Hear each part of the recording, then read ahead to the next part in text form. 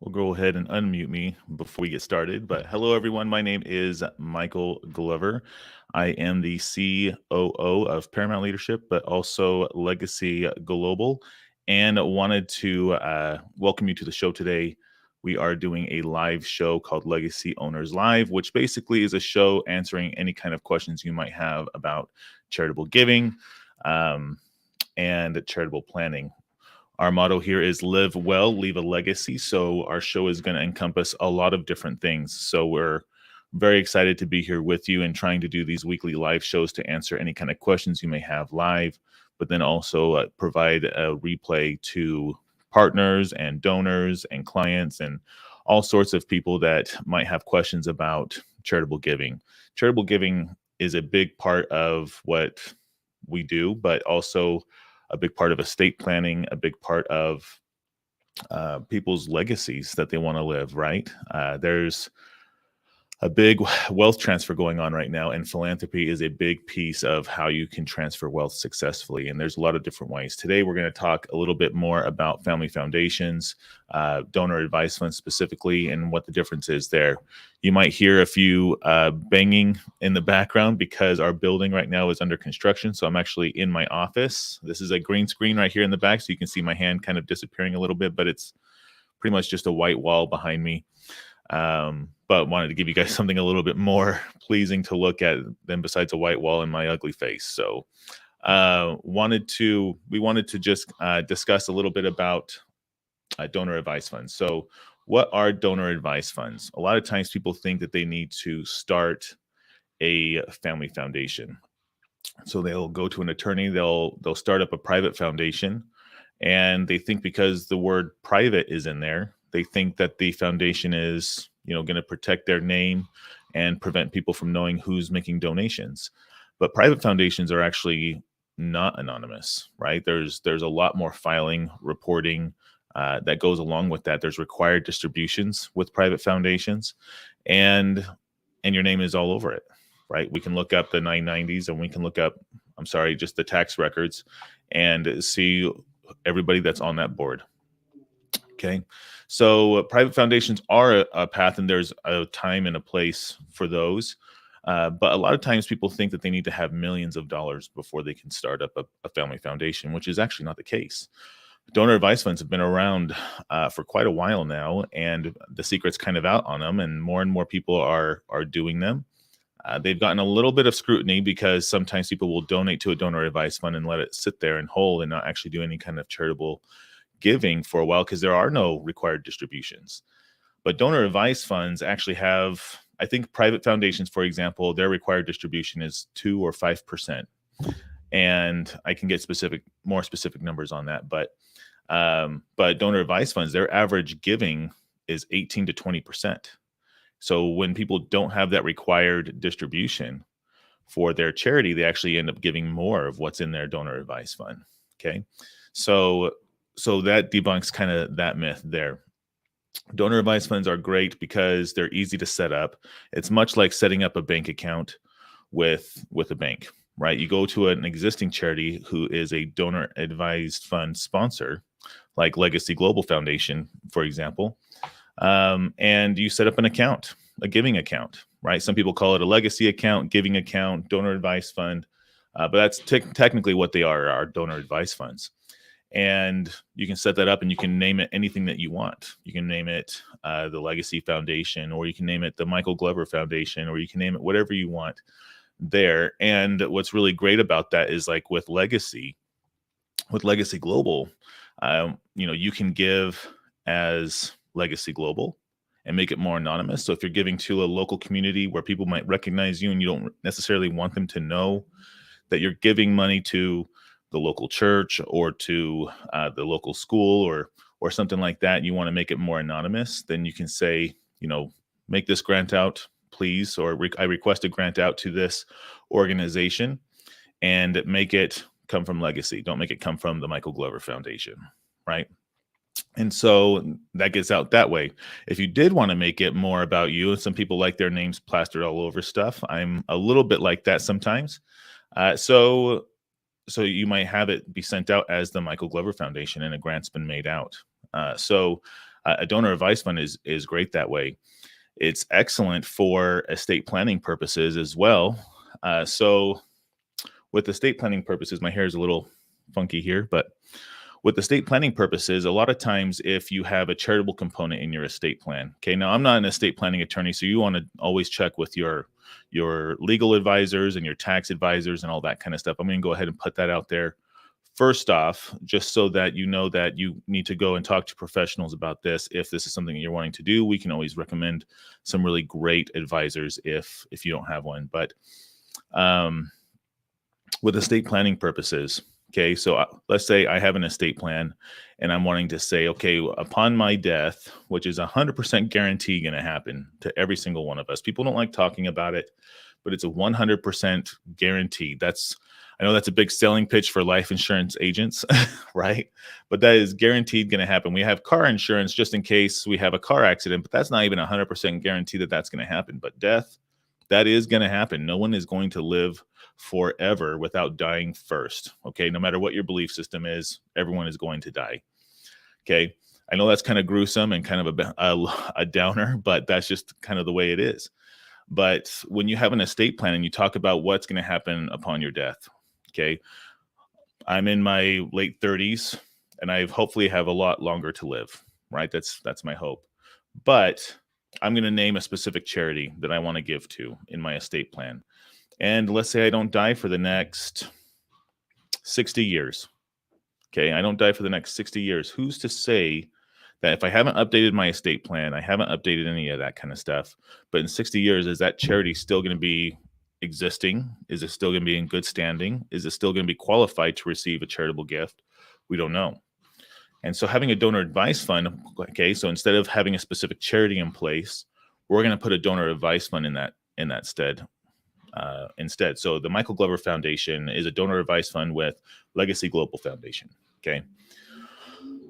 If I have that listed on my estate plan, and then I list in that donor advice fund that I'm the advisor, I have the advisory rights or the advisory privileges within that donor advice fund, and then I add successor advisors to that donor advice fund. So I may list my children.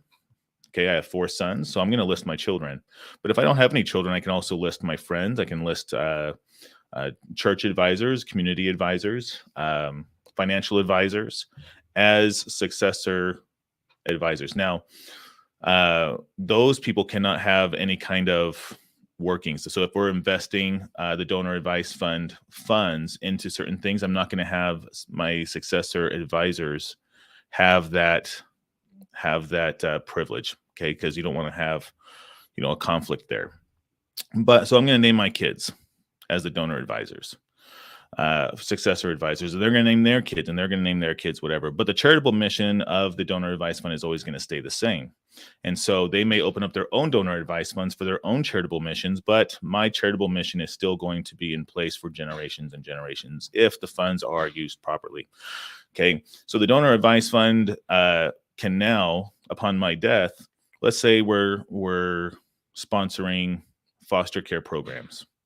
Okay, we're sponsoring scholarships or continuing education, trade schools, things like that. We can actually continue to give that over time. But not having a specific charity in mind, I pass away, my wife is still alive, she can still advise, okay, life insurance comes in and it goes into a donor advice fund, for example. I want to give all the funds at once. We recommend that all the funds of the donor advice fund go to this charity because that was Mike's favorite charity.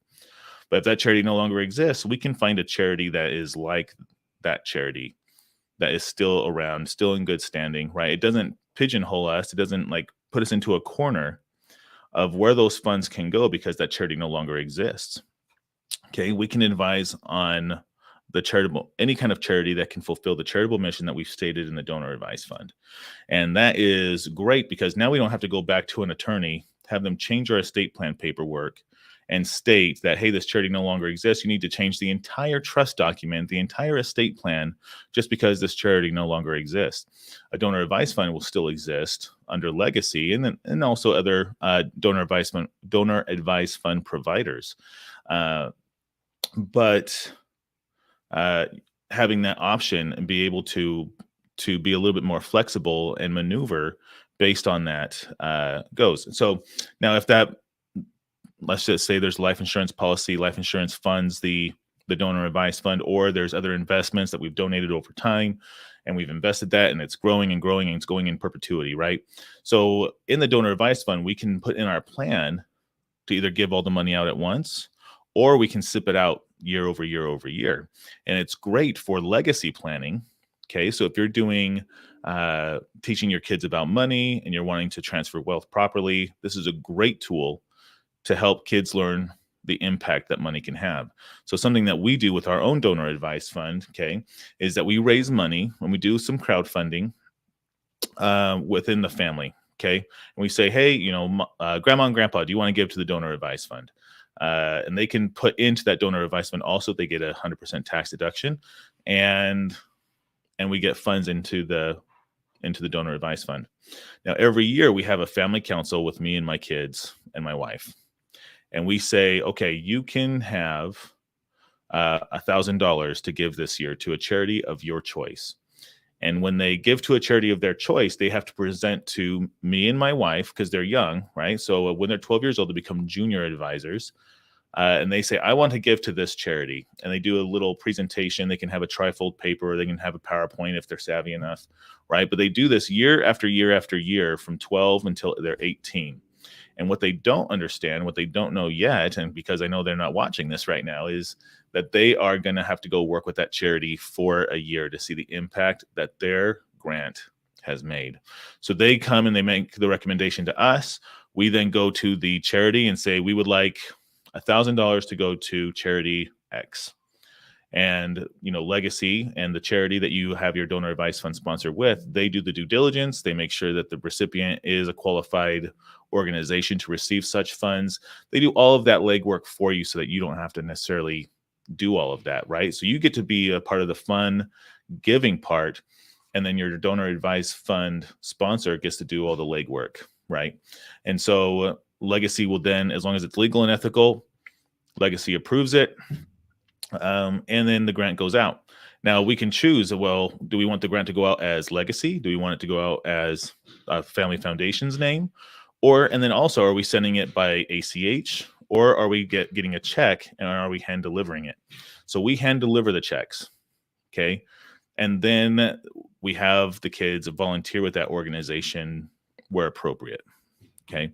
And so that is a great way. So from the time that they're 12 to the time that they're 18, they'll have year after year experience with charitable work. They stack their resume that way. Now, we also have other opportunities for them as far as the business side goes, and running organizations and managing teams. And we have a fiscal sponsorship program with Legacy Global Programs, where we actually do more of the fundraising and the activities and do classes and all that kind of stuff too. So they are also involved in impact leadership. You may have seen their show on this network called Kid Leadership. So they do live shows, they do crowdfunding, they raise money for underprivileged kids, kids that don't have the same, but then also give some of their expertise and some of their questions. We do live on the air so that other kids can learn from their experience as well. So we're very involved with the charitable aspect of work, but also involved in business side of things, because we want them to be successful gentlemen when the time comes. So that's a little bit about what donor advised funds are, why people might have them. And now let's talk about setting up a donor advised fund. So donor advised funds requirements can vary depending on the sponsor. Okay. With Legacy Global Foundation and the family of Legacy Global Charities, there is actually no minimum, because a lot of times we set up a donor advised fund as part of an estate plan, and it may set up and be vacant and have actually nothing in it until some kind of event happens. There might be a sale of a property or a sale of a business, and there's a portion of it going to charity that can actually go into the donor advised fund. And then Legacy is actually an open investment platform. So they work with the family's financial advisors and attorneys and all that kind of stuff to make sure that it's invested properly, invested according to what the family's risk tolerances are, and all the things that the fiduciary responsibilities are for those professional advisors. But Legacy then becomes that client to that professional advisor. and then there's kind of like this three-sided faceted approach towards that giving. The family still has advisory privileges, and then the financial advisor works with Legacy as a client and invest those funds, or we can recommend that those funds be sent out all at once, depending on what the family's charitable mission really is and the needs that are for the recipient charity, the end user charity. And so that's a little bit more about donor advice funds. So some organizations do require, a $5,000 investment or a $5,000 gift into a donor advice fund to start it, which is a really good idea, actually. And so if you have the funds available to do that, and you want to start some kind of family foundation, donor advice fund, or anything like that, putting some money into it, putting some skin in the game is always a good idea. With Legacy, it's not required, but it still is, in my opinion, a good idea, depending on what your situation is and why you're setting that up. So that's pretty much it. So to get started with it, with Legacy, you would actually get started by going to legacyglobal.org/apply. And what that is a basic form where you go on and you schedule an appointment with some of our team members. We talk to you about what your charitable mission is going to be, what you're wanting to do with your program, with your donor advice fund. We'll verify that the donor advice fund is the correct vehicle that you're wanting, because there's a bunch of other charitable vehicles that are available. Okay. And sometimes that might be, a split interest gift, like a charitable remainder trust or a charitable lead trust or a pooled income fund. It could also be a fiscal sponsor, right? Because there's a lot of things a donor advice fund cannot do, right? You can't go out and do a charity run with a donor advice fund. Okay, you can't go out and do a gala for your charity and do any kind of fundraising events for a donor advice fund. That is definitely more of the fiscal sponsorship route or a program fund route. And so talking with our team at Legacy is definitely the good first step. So if you, again, let me pull up that website, legacyglobal.org/apply.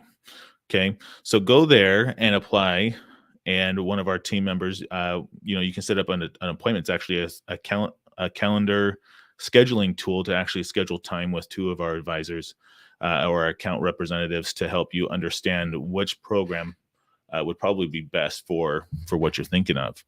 All right, so that's the first step. So make sure you go out and do that if you are looking to start any kind of program that has charitable intent. Legacy Global and the family of Legacy Global does so many things, so many wonderful projects in the charitable space, that there is definitely a vehicle that we can help you with that is going to either push forward either a corporate sponsorship, any kind of charitable giving. A lot of people give cash, right? But less than 10% of all charitable giving is given in cash.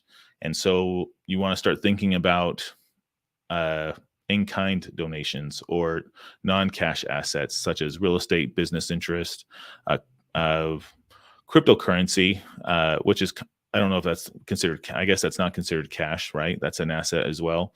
But we've also helped take care of elephants. We've done, donation of cars from the South over to Africa.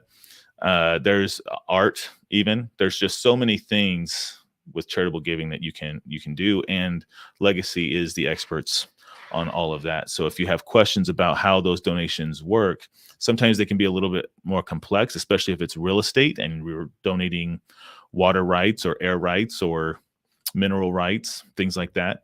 That can happen, but people donate acreage. They donate vacant land. They donate working properties. They donate the time of use for real estate. So it can get pretty crazy when you're thinking about what you can donate. But yeah, so think about that. I'm going to check the comments to see if there's any questions below. Make sure if you have any questions and comments in the chat to get them answered live. Okay. We're also playing around with the times around here to see if mornings or afternoons are better. So if you're watching the replay, go ahead and hit #replay in the chat, and then also let us know your questions, comments, recommendations that you might have for future shows.